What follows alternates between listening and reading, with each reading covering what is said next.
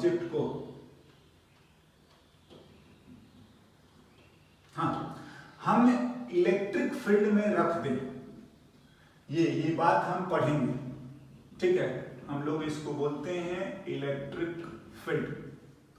What happen कि because of electric field इस पे फोर्स लगता है, और जब हम इसकी बात करेंगे तो फोर्स ऑन अ इलेक्ट्रॉन इस डायरेक्शन में लगता है, और फोर्स की वैल्यू होती है Q इंटू ई, ये and by this means electron निकल जाता है, और इलेक्ट्रॉन निकलने के बाद जो ये ऑब्जेक्ट बचता है, ऑफ कोर्स इसमें इलेक्ट्रॉन कम हो गए, एंड देन बच क्या गया, इलेक्ट्रॉन का डेफिशिएंसी मीन्स पॉजिटिव चार्ज, है ना।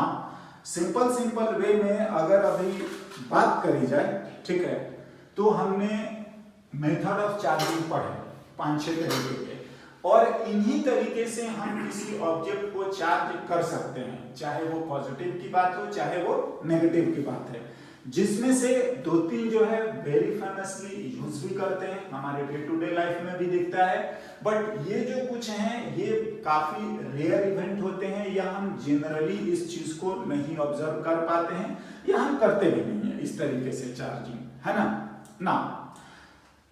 देखिए, हम लोग जब भी पढ़ते हैं ना, साइंस पढ़ रहे हैं या फिजिक्स पढ़ रहे हैं, तो उसमें मेनली 3 एस्पेक्ट्स हम लोग पढ़ते हैं। क्या होता है, एक तो हमारा जो भी लोगों ने बताया है या जो हमारा लिखा हुआ है वो चीजें एज इट इज रहती है, हम उसको पढ़ लेते हैं, याद कर लेते हैं, रट जाते हैं, ठीक है। सेकंड आता है कि आखिर वो जो चीजें लिखी गई है वो किस ग्राउंड पर लिखी गई है, बात आता है उसका एप्लीकेशन, एक थ्योरेटिकल बात आती है, एक हम उसी का न्यूमेरिकल एस्पेक्ट देखते हैं, एंड देन फाइनली कि हम उस चीज को समझते हुए हम अप्लाई भी कर पाए ना। जो बातें हमने अभी पढ़ी है इसमें बहुत कुछ न्यूमेरिकल चीजें तो इन्वॉल्व नहीं है, बट 1-2 बात अगर मैं पूछने की कोशिश करूं या मैं डिस्कस करता हूं तो बताते हैं। हम एक क्वेश्चन लिखते हैं,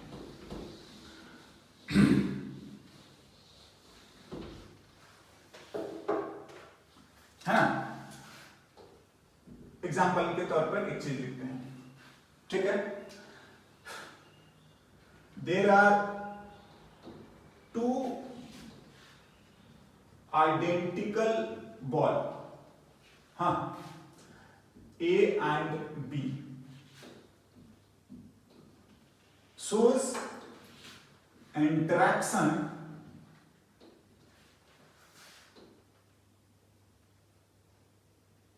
interaction attractive in nature, है ना। then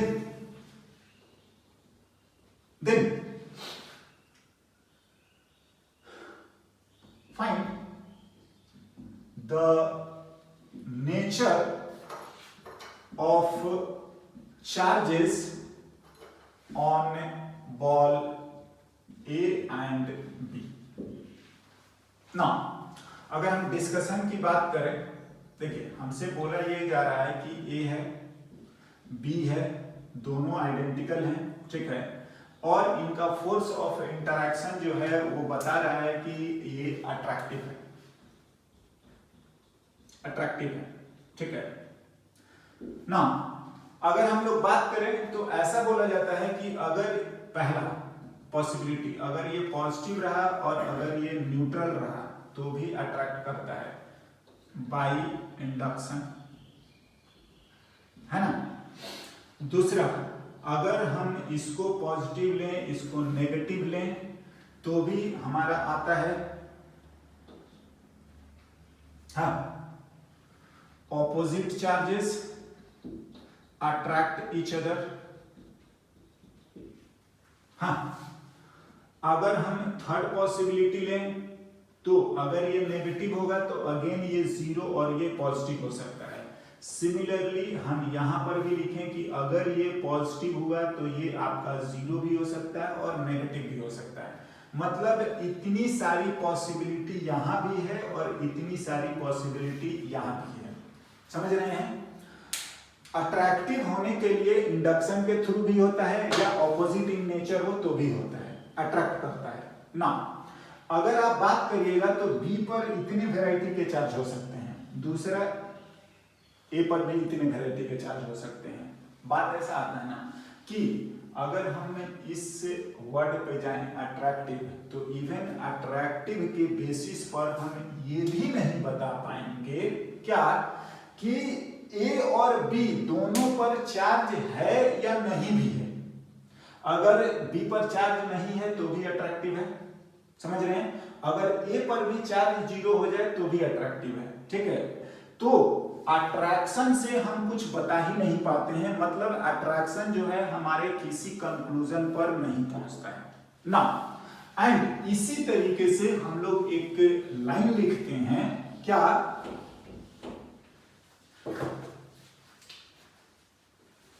and the note is repulsion is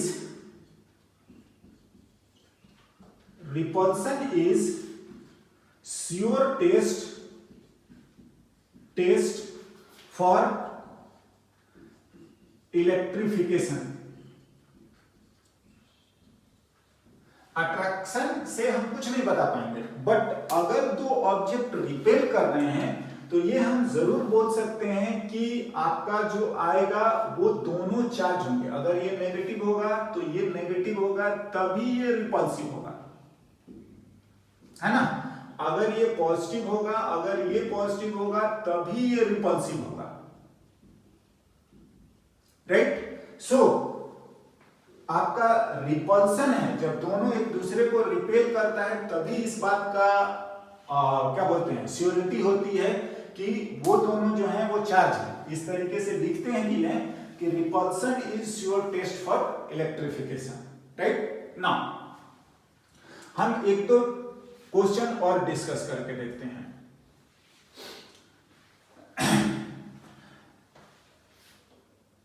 five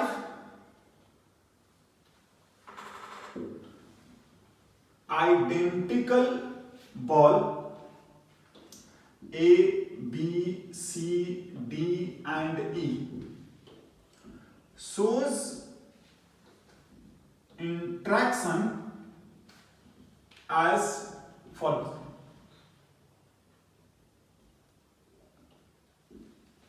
पहला A attract B, A attract B, why?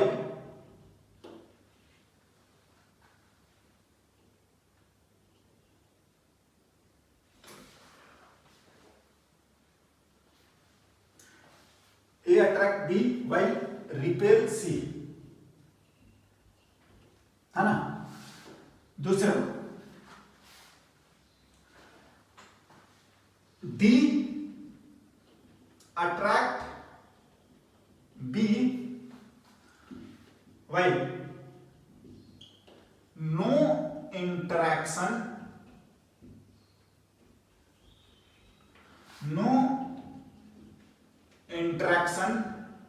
with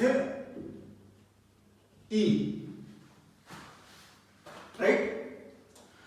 now next अगर बात करिए a positive charge object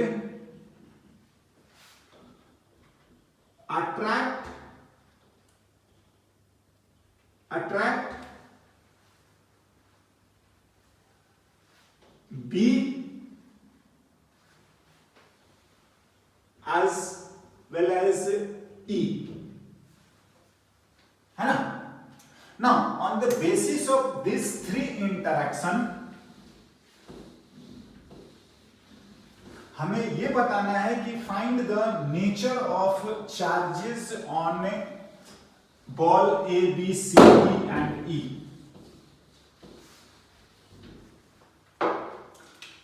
Then find the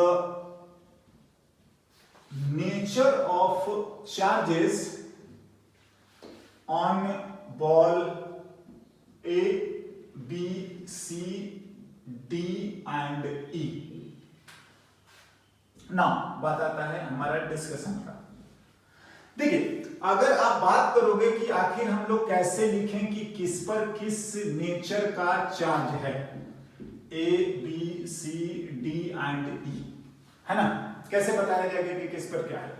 तो देखिए, बात ऐसा है कि हमारे पास जो तरीका है ना, आप ध्यान दीजिए, हमने अभी अभी इस चीज को डिस्कस करा क्या कि जब भी आपका रिपल्सन वाला बात है तभी आपको कुछ हेल्प मिल सकता है। अगर अट्रैक्शन का जहां जहां तक बात है ना, वहां से आप कुछ कंक्लूजन नहीं निकाल सकते, एंड दैट इज एप्लीकेशन। क्या बोला जा रहा है कि देखिए, ए एंड बी जो है अट्रैक्ट करते हैं। आप इस लाइन पे दिमाग मत लगाइए, बिकॉज कि इस बात से हम लोग कोई कंक्लूजन नहीं निकाल सकते। बात आता है कि ए और सी रिपेल कर रहे हैं, इस बात से कंफर्मेशन जरूर हो गया क्या कि ए चार्ज है और सी भी चार्ज है, दोनों सेम नेचर का होगा तभी तो रिपेल करेगा ना। या ये प्लस ये भी प्लस, ये माइनस तो ये भी क्या माइनस। ठीक है, ऑप्शन अगर हम लेके चले कि पहला ये बन रहा है दूसरा ये बन रहा है, तो ये बात होती है। ठीक है, now D attract B, again जो अट्रैक्शन है वो हमारे को कुछ नहीं बता पाएगा या कहीं हम नहीं ले जा पाएंगे। वाइल नो इंटरेक्शन विथ ई, अब देखिए डी का अगर कोई भी चार्ज होता तो ई के साथ कुछ ना कुछ इंटरेक्शन होता। ये बता रहा है कि इस पर भी जीरो तो इस पर भी क्या जीरो, इस पर भी जीरो तो इस पर भी क्या जीरो, क्योंकि किसी भी तरीके का चार्ज होगा तो या तो अट्रैक्शन या रिपल्सन होगा, और एक पर भी चार्ज होगा तो, right. Now next thing is a positively charged object attract B as well as E। ठीक है, ना अगर पॉजिटिवली चार्ज है हाँ, और B को जो है वो अट्रैक्ट कर रहा है, तो B जो है आपका न्यूट्रल भी हो सकता है। समझ रहे हैं, अट्रैक्शन से फिर हम कहीं नहीं कर पाएंगे। ठीक है, लेकिन अगर हम दूसरा लाइन देखें, B as well as E दोनों को दिया है ना, तो अगर हम लिख देते हैं कि B हमारा जो हो जाए न्यूट्रल, है ना, तो B अगर न्यूट्रल हो जाएगा हाँ, तो D भी न्यूट्रल है, तो ये वाला आपको अट्रैक्ट नहीं करेगा, मतलब सेकंड स्टेटमेंट हमारा क्या हो जाएगा, फेल हो जाएगा। हाँ, दूसरी बात आती है कि अगर B को अट्रैक्ट कर रहा है पॉजिटिवली चार्ज, तो B जो होगा हमारा नेगेटिव ही हो सकता है।